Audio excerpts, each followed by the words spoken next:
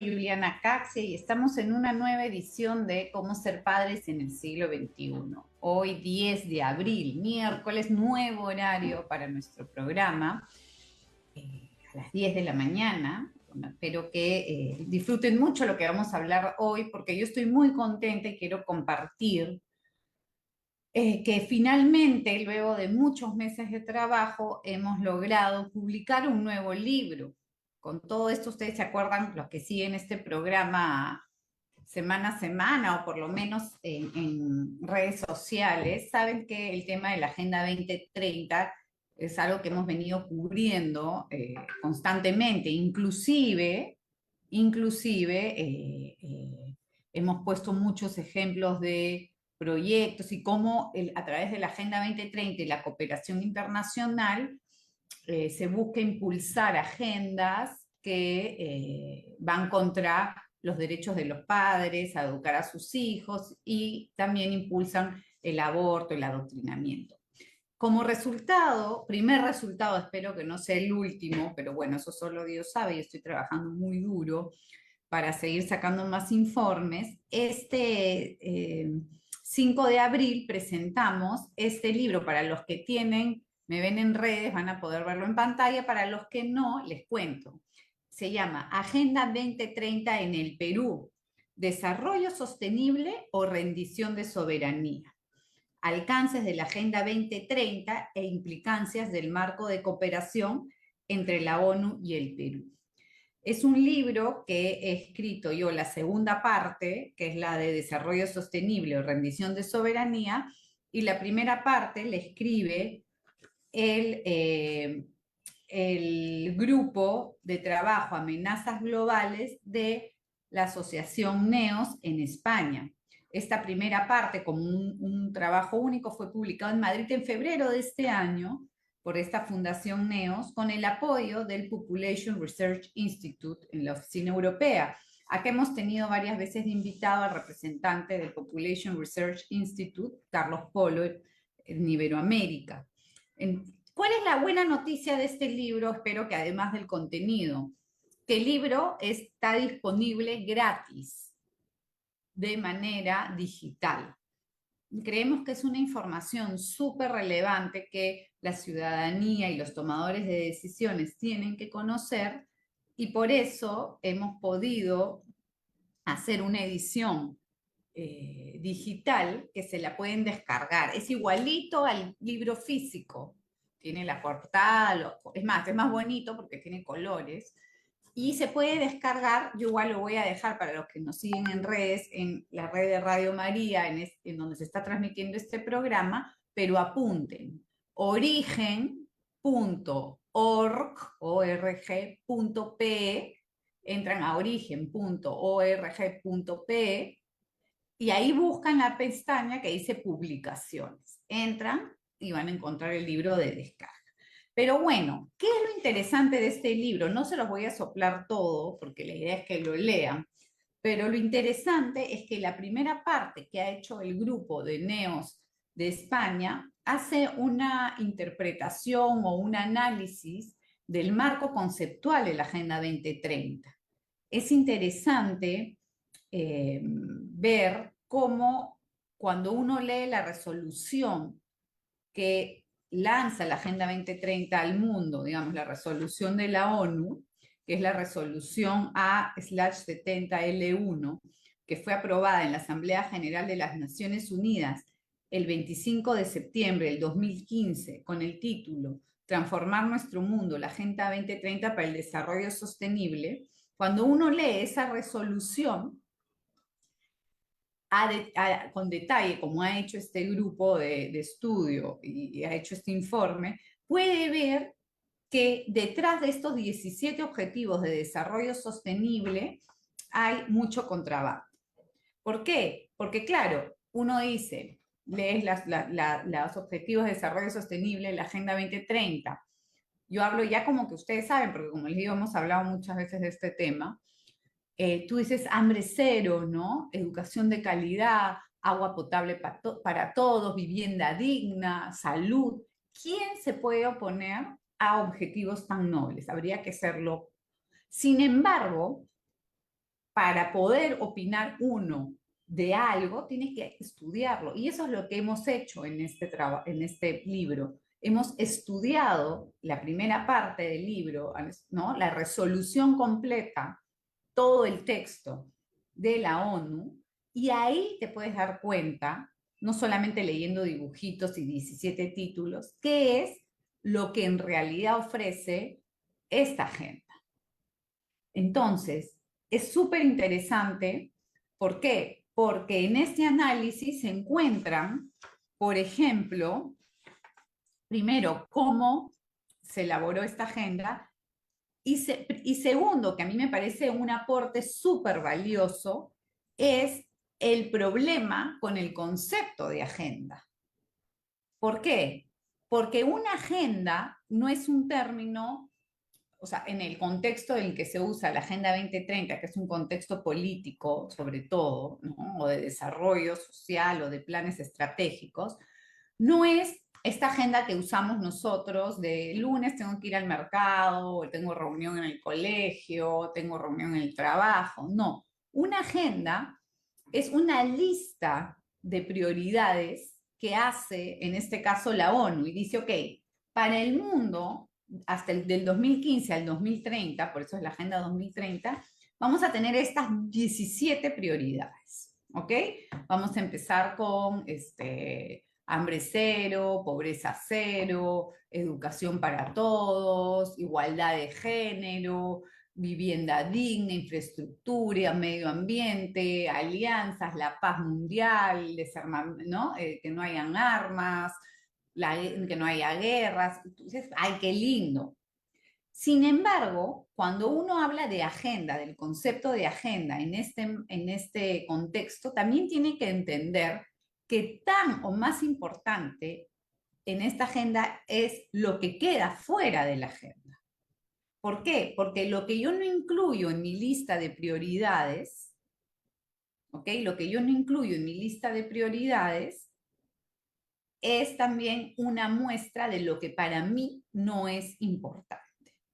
Les pongo un ejemplo concreto. En la Agenda 2030 no se incluye la familia. O sea, dentro de las prioridades, los 17 objetivos, no hay ni uno que diga fortalecimiento de la familia como núcleo central de la sociedad. Sin embargo, si tienes, ¿no?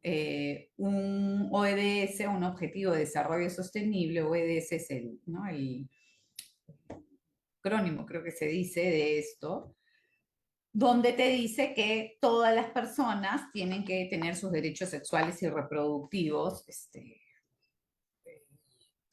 como que protegidos, ¿no?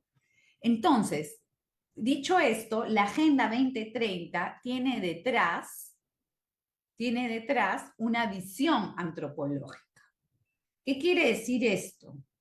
Que dentro del marco mental, y voy a citar el libro, lo que han escrito en NEOS, la primera parte, dice, los documentos que conforman la Agenda 2030 parten de la idea, o sea, acá es la visión antropológica, quiere decir de cómo se entiende al ser humano, de que la humanidad es maleable y perfectible, siempre y cuando siga los mandatos de un grupo que tiene la capacidad de saber lo que es mejor para el resto. ¿Esto qué quiere decir?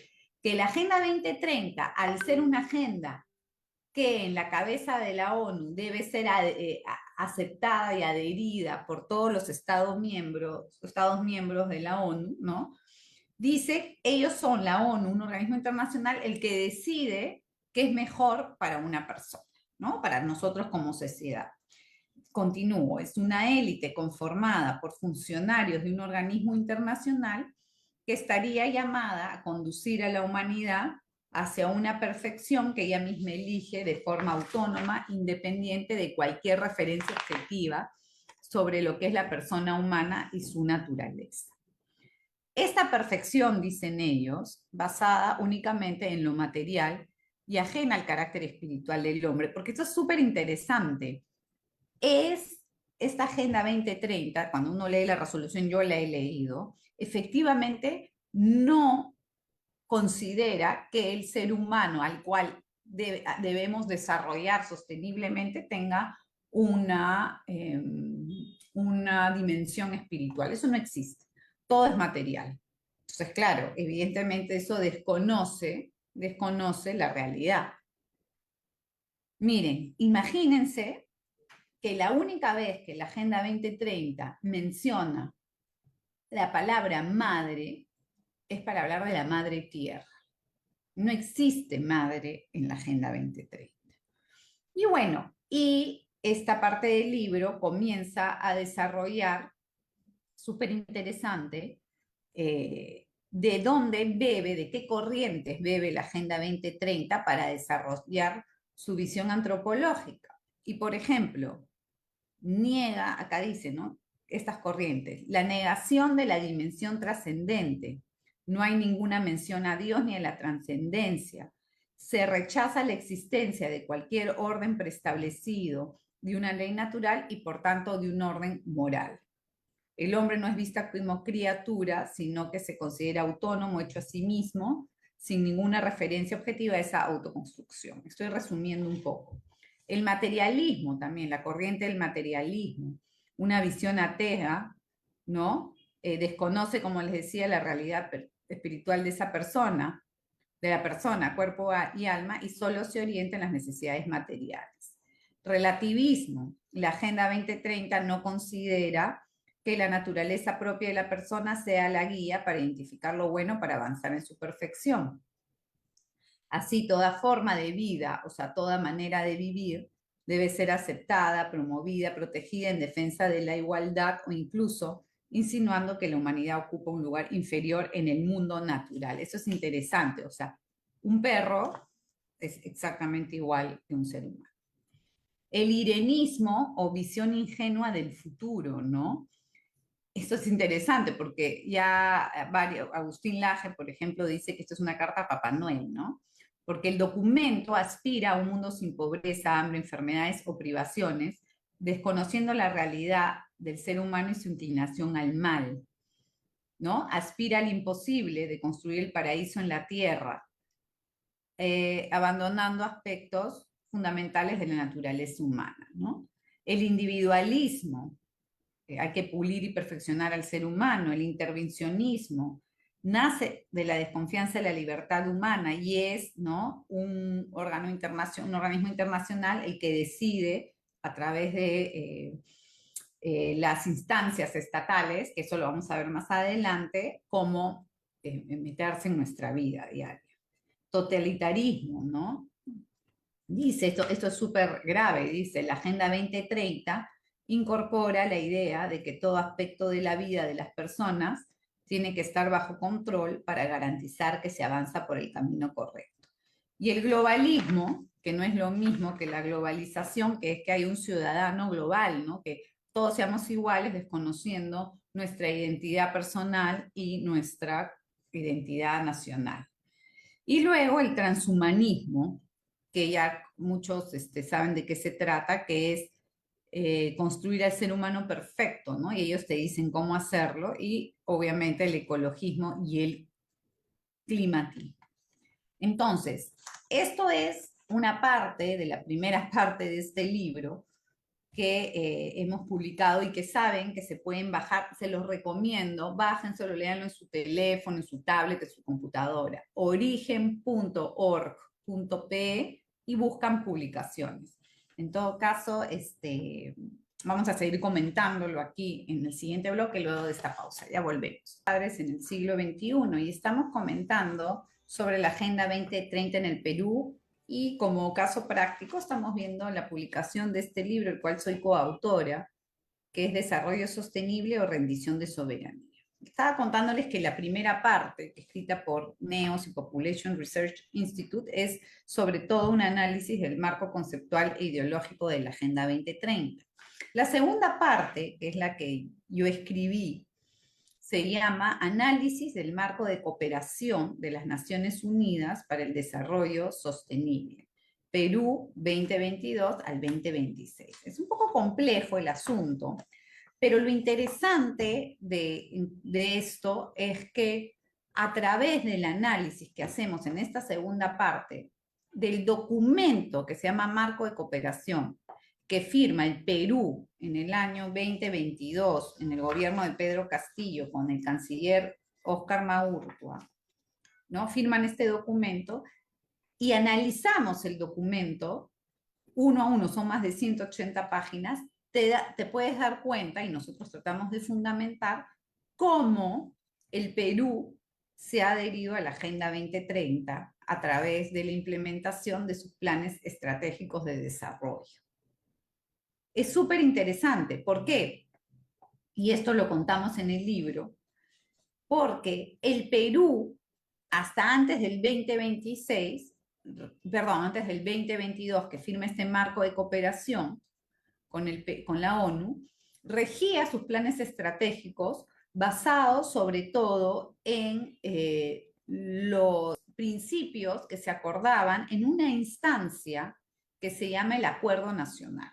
El Acuerdo Nacional es una instancia que fue creada en el 2002 cuando era presidente Alejandro Toledo.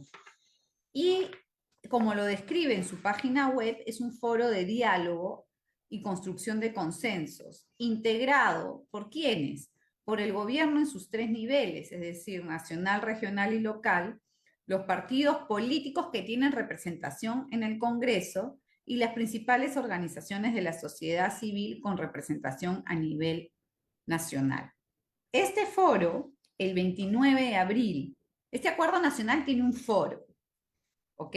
Y este foro, el 29 de abril del 2019, aprobó por consenso un documento que se llama La visión del Perú al 2050, que, como se explica sobre este documento, es la visión que representa las aspiraciones de toda la población y describe una situación futura de bienestar que queremos alcanzar en el país al 2050. Y escuchen esta parte que es súper interesante. En concreto, la visión permitirá la revisión de las políticas de Estado post-2021 y es la base para la formulación del Plan Estratégico de Desarrollo Nacional al 2050, el cual debe contener los lineamientos de política, prioridades, objetivos, metas y acciones de orden estratégico para el desarrollo del país. Es decir, la visión 2050 del Perú al 2050 sería como nuestra agenda nacional. Pero ¿qué pasa? Ah, y un punto importante antes de avanzar. Cuando tú lees la visión al 2050 tiene cinco principios, 5 ejes. Y estos 5 ejes no tienen ninguna como que contenido ideológico.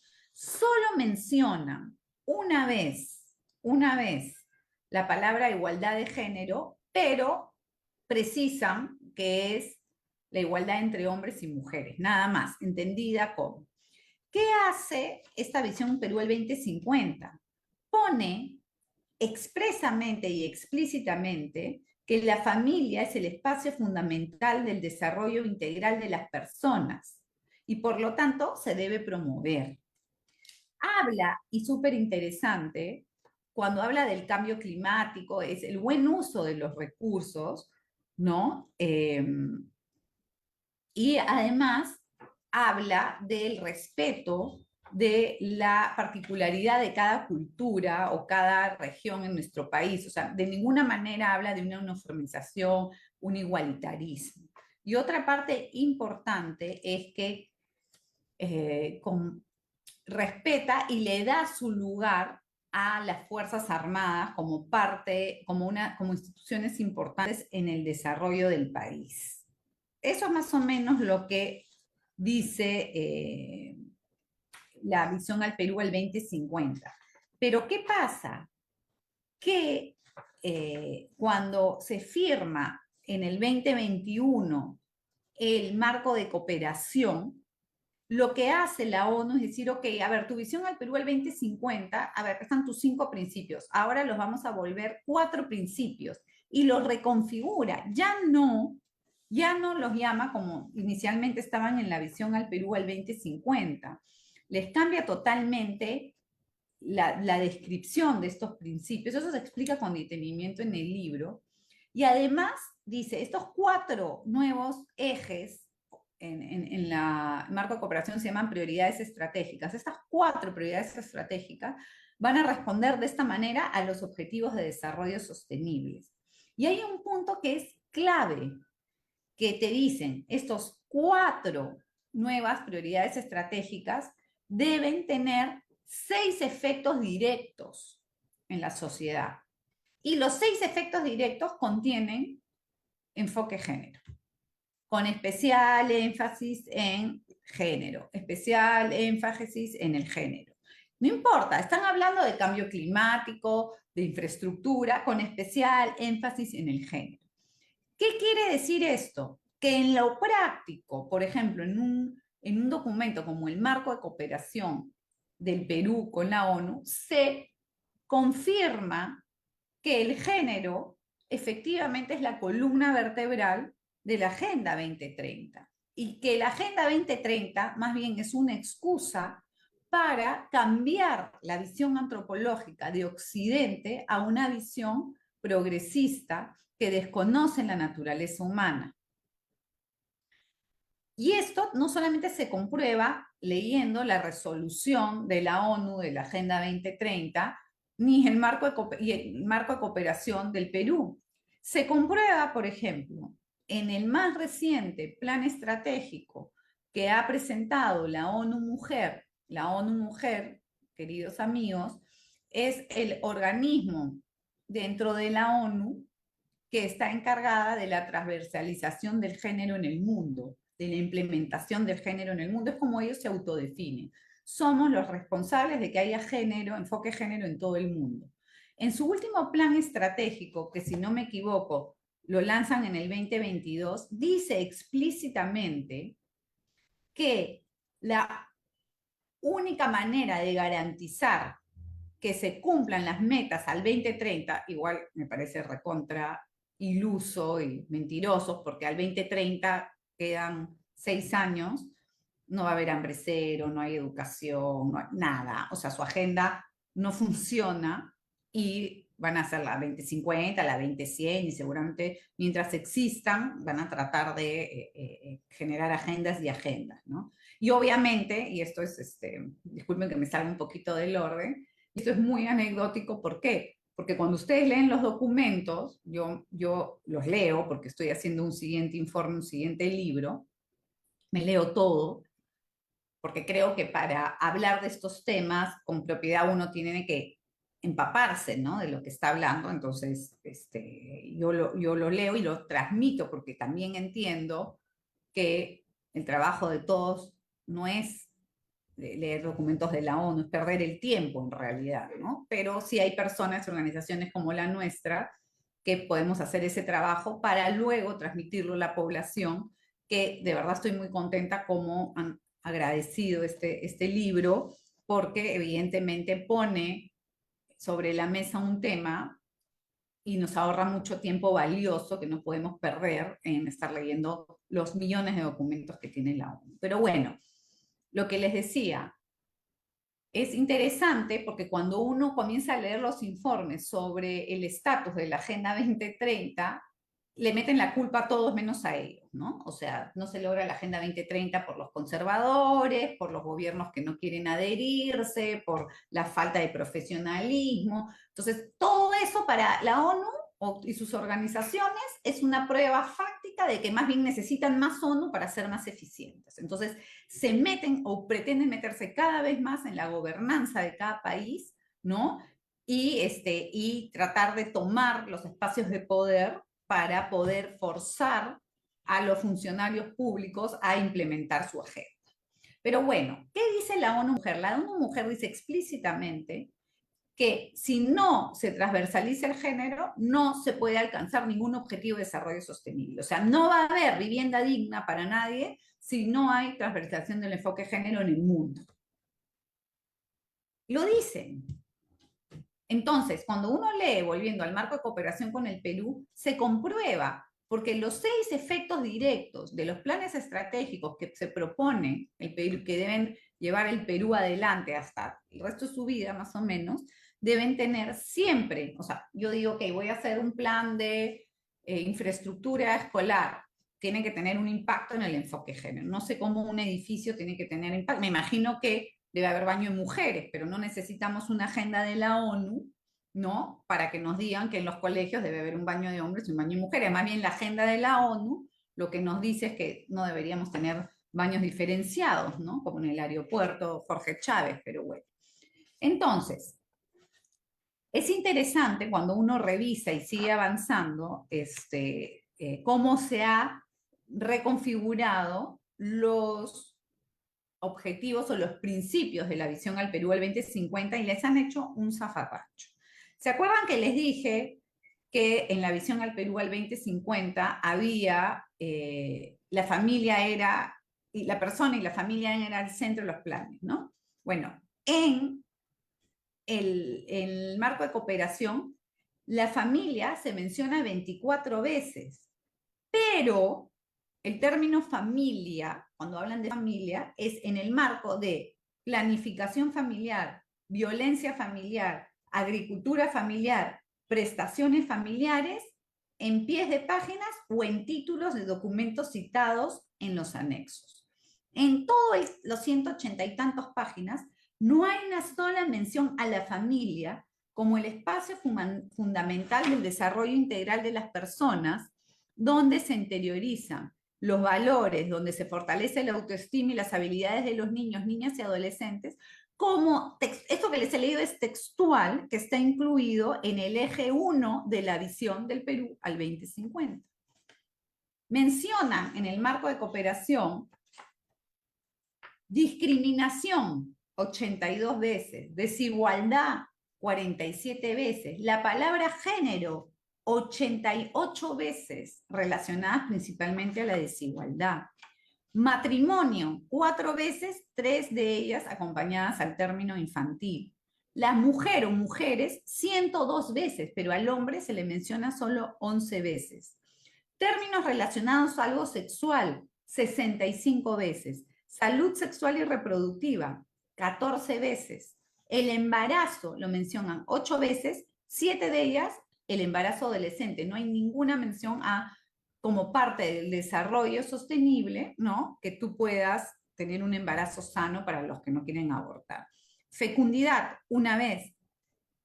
Miren, género se menciona 88 veces, pero vivienda 11 veces, agua 22 veces y alimentación 5 veces. Dando una lectura así rápido, ya tú puedes decir, ¿no? Más o menos de qué va el marco de cooperación. Amigos, y para antes de irme a la pausa, el marco de cooperación es el documento que debe regir a partir del 2022 los planes estratégicos y de desarrollo de todo el Perú. Lo firma un presidente con su canciller y somete a todos los peruanos a una agenda internacional que desconoce los principios que queríamos nosotros los peruanos, que fueron aprobados por una instancia en que sí escogemos, porque el foro del Acuerdo Nacional tiene los representantes escogidos democráticamente, ¿no? Por los peruanos. Nos vamos a una pausa y volvemos. Amigos, estamos de vuelta aquí en el último bloque de cómo ser padres en el siglo XXI en Radio María Perú. Estamos conversando sobre el libro Agenda 2030 en el Perú, Desarrollo Sostenible o Rendición de Soberanía. Y les estaba contando cómo estaba el contenido de este marco de cooperación que ha firmado la ONU con el Perú. Y les decía que habían cambiado toda la semántica, ¿no? Nos habían adherido a toda la semántica, a todo el marco ideológico de la ONU. Pero hay otro punto que también encontramos que es grave, que es que además de que la ONU ha diseñado nuestras prioridades estratégicas, también controla el plan de aplicación. Las autoridades peruanas, cuando uno ve el organigrama de cómo debe reportarse, ¿no? O cómo debe ejecutarse este plan, o este marco de cooperación, mejor dicho, las autoridades peruanas en el organigrama parece que comparten el mismo rango que los funcionarios de las Naciones Unidas. Sin embargo, Los encargados de establecer los lineamientos y las acciones del plan de implementación del marco de cooperación son funcionarios del sistema de Naciones Unidas, quienes pueden hacer los cambios. Esto es increíble. En el texto del marco de cooperación dice que sí, hay todo este como organigrama de gobernanza que es enorme, que ahí si ustedes si lo ven, están en los gráficos dentro del libro, se van a dar cuenta que es un monstruo, ¿no? Un monstruo de personas que tienen que reportar, ¿no? El Perú tiene que hacer el informe 1, 2, 3, 4 y reportarle a la ONU y a los planes, a los grupos de resultados, una cosa de locos, ¿no? Pero al final hay un término, o sea, que dice que la ONU, ¿no? Es al que al fin, perdón, el coordinador residente de la ONU, o sea, la cabeza de la ONU en el Perú, puede cambiar los planes estratégicos si lo considera así, según el contexto que vivamos, ¿no?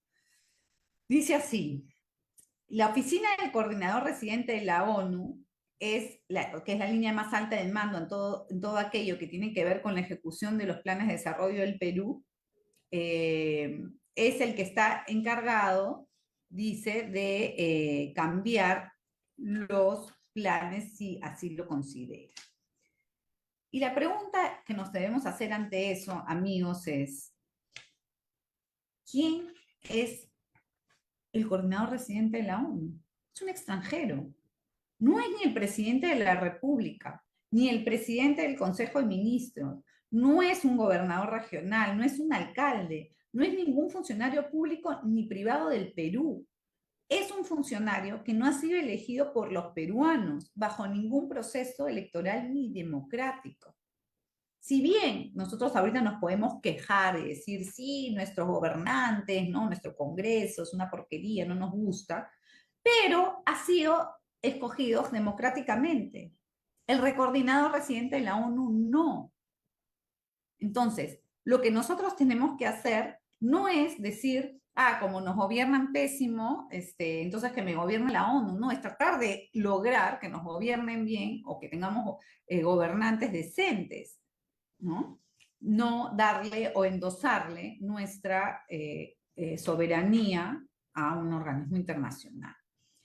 Y esta parte es súper interesante, amigos. ¿Saben cómo justifican en el marco de cooperación que sea la ONU quienes nos, como decir, supervisen nuestros planes nacionales? Dicen así, ustedes más o menos tienen que aceptar, ¿no? Que la ONU tiene unas ventajas comparativas frente a las instancias nacionales. Lo dicen con todas sus palabras. Y lo dicen y saben en qué se basan. Se basan en una encuesta. Ustedes dicen, ya han hecho, como ya que no pueden hacer elecciones, han hecho una encuesta a nivel nacional, donde todos los peruanos, o sea, una encuesta representativa de todos los peruanos que deciden que la ONU es excelente para gobernarnos. Bueno, esta encuesta, amigos, se llevó a cabo en la plataforma SurveyMonkey, que es una plataforma en internet, y fue enviada a más de 500 actores, ¿no? De distintas instancias, incluyendo personal del sistema de Naciones Unidas, actores gubernamentales y actores no gubernamentales, o sea, de la sociedad civil, sector privado y asociaciones de trabajadores, cooperación internacional y académica. Entonces le mandaron la encuesta a 500 personas o a 500 instituciones. ¿Saben cuántas respondieron? 60. O sea, un poquito más, 12%, ¿ok? Siendo 45% de los que responden, o sea, más o menos 25, ¿no? De actores no gubernamentales, o sea, ONGs, 28% funcionarios del sistema de Naciones Unidas y 27% actores gubernamentales. O sea, en una encuesta de Internet de 60 personas, ¿no? De 60 respuestas, basa la ONU que ellos son los que nos deben gobernar, porque lo dice una encuesta de 60 personas. Tengo una llamada de Paula de Ica. Buenos días, Paula. Buenos días, buenos días, hermana. Muy interesante el tema que usted nos está exponiendo hoy día. Tema, creo yo, que muchos desconocemos, que no sabemos, entre otras cosas, a responder una encuesta. Tal vez porque no conocemos lo que hay detrás de la ONU. No estoy de acuerdo que la ONU gobierne a un país soberano Así es. bajo la bajo la presión de una ayuda económica. Eso que No dices tú, estoy de Paula, acuerdo. Paula, eso que dices tú es lo más triste. ¿Por qué? Porque la ayuda internacional que entra a través de la cooperación internacional, mucho de ella te dice, por ejemplo, ya, yo soy el gobierno de tal país, por no ponerle un nombre, ¿ya? Entonces yo te voy a dar tantos millones de dólares para combatir o para tratar de combatir la anemia.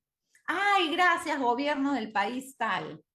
Ya, pero tienes que enfoque género, Agenda 2030, condicionan la ayuda en los planes de desarrollo a que tú te adhieras. Tan es así que en la Agencia Peruana de Cooperación Internacional, que eso ya se los he dicho varias veces, cuando tú entras a buscar en el banco de proyectos declarados, los proyectos que ponen las ONGs, están categorizados y etiquetados por los Objetivos de Desarrollo Sostenible y metas de la Agenda 2030.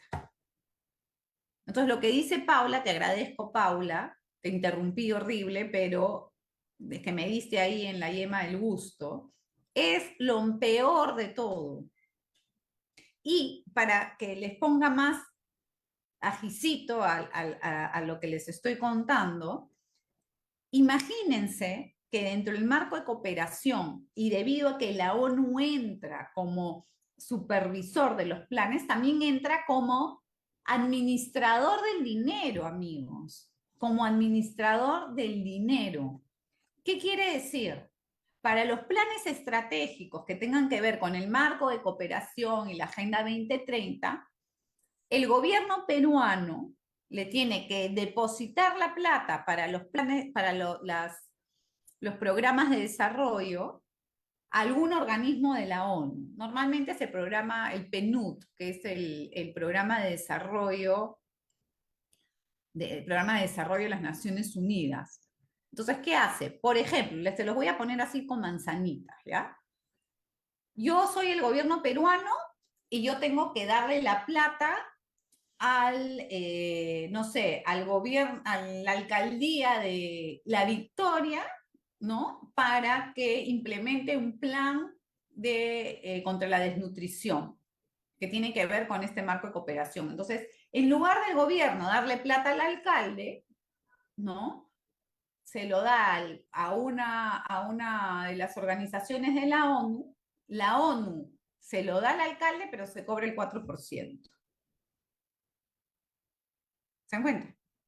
Entonces la ONU es la que decide, dice, ya, perfecto, yo me voy a encargar de distribuir la plata porque como tú eres un ineficiente, yo me voy a encargar hasta de eso. Eso sale en el marco de cooperación. Quiero acá,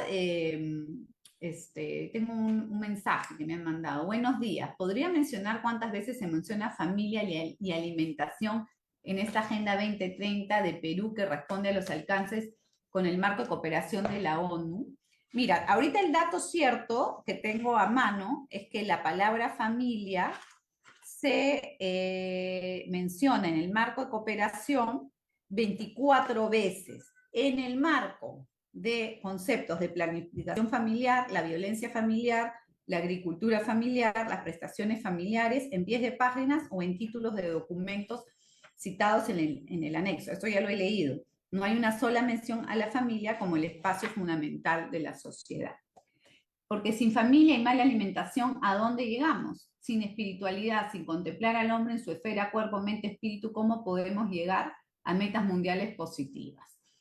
Saludos de Arequipa. Gracias Radio María por vuestra buena programación. Luego me hacen la pregunta de quién es el coordinador residente. el coordinador residente en el Perú a la firma, creo que todavía sigue siendo,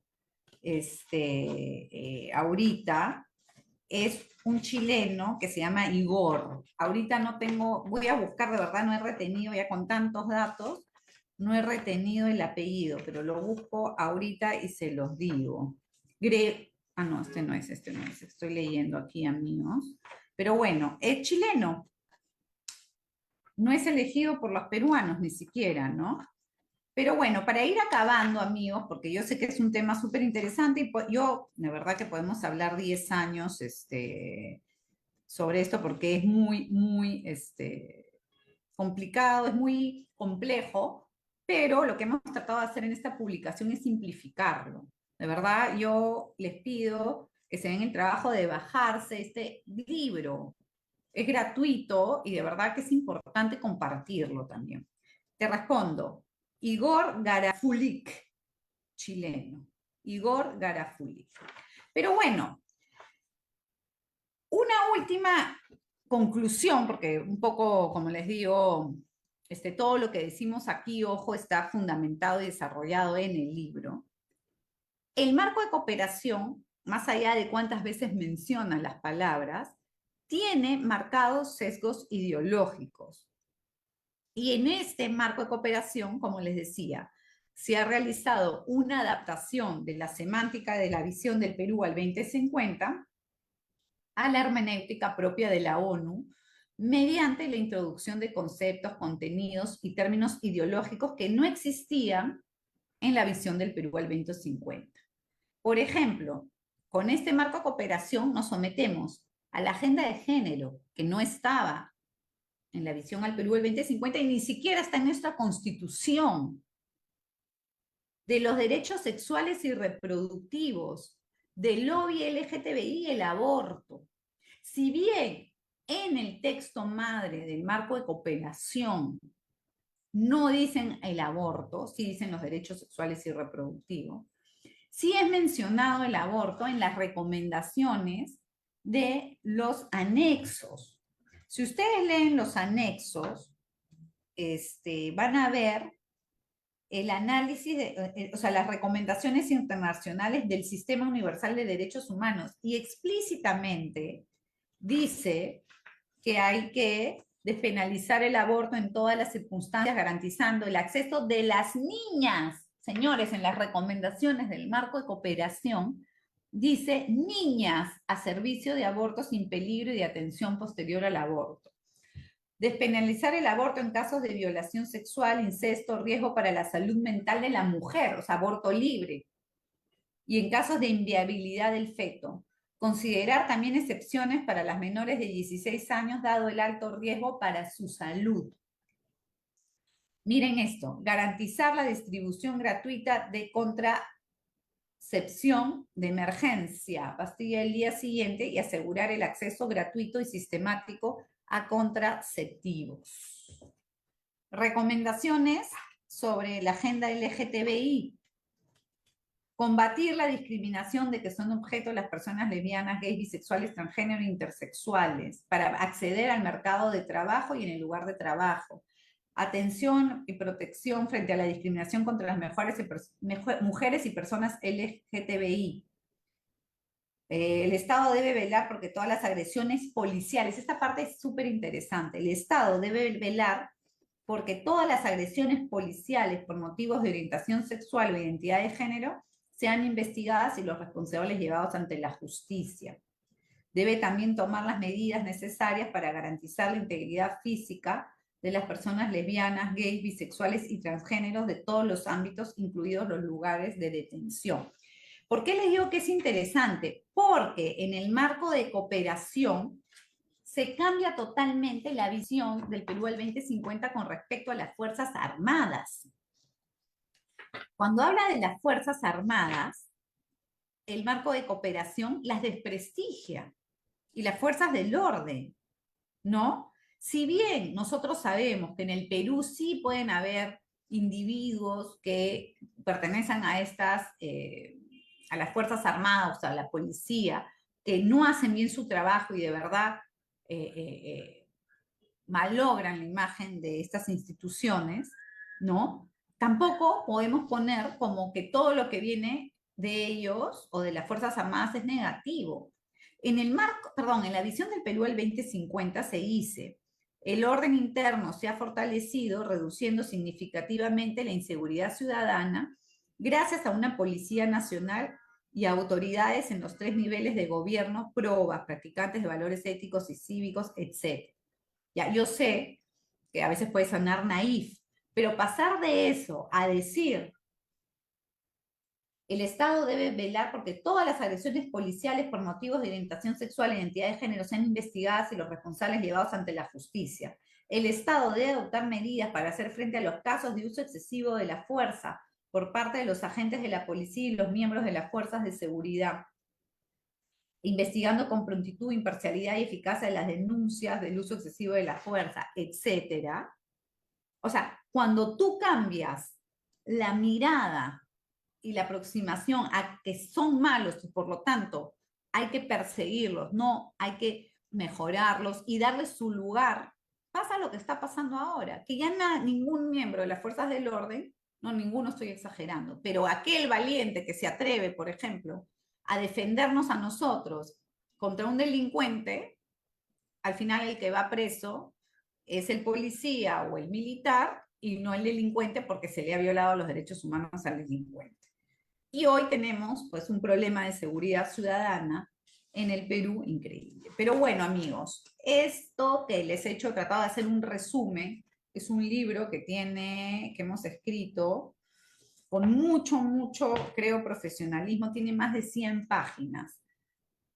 Nos hemos esforzado un montón en que sea fácil lectura y sobre todo que sea de difusión gratuita porque creemos que es imprescindible que todos los peruanos sepamos qué firman nuestras autoridades. Les cuento que en la asociación Origen, o en el trabajo que hacemos, estamos viendo este marco de cooperación se revise. ¿Por qué? Porque ni siquiera sabemos si ha sido ratificado por el Congreso. Simplemente ha venido un canciller, ha firmado y listo. ¿Es posible algo así? ¿Es posible que una sola persona o un presidente con su canciller, quién sabe por qué presiones, decida someter a un país entero a una agenda de un organismo internacional? Nosotros creemos que no. En todo caso, amigos, les dejo este libro a libre disponibilidad y que está, repito, origen.org.pe en la pestaña de publicaciones. Igual lo voy a dejar en Facebook, en donde se está transmitiendo este programa. Bueno, amigos, llegamos al final. Espero que le hayan pasado, que les haya gustado el tema y les mando muchas bendiciones para esta semana que viene y espero escucharlos o verlos el próximo miércoles, Dios mediante. Que tengan una linda semana. Adiós.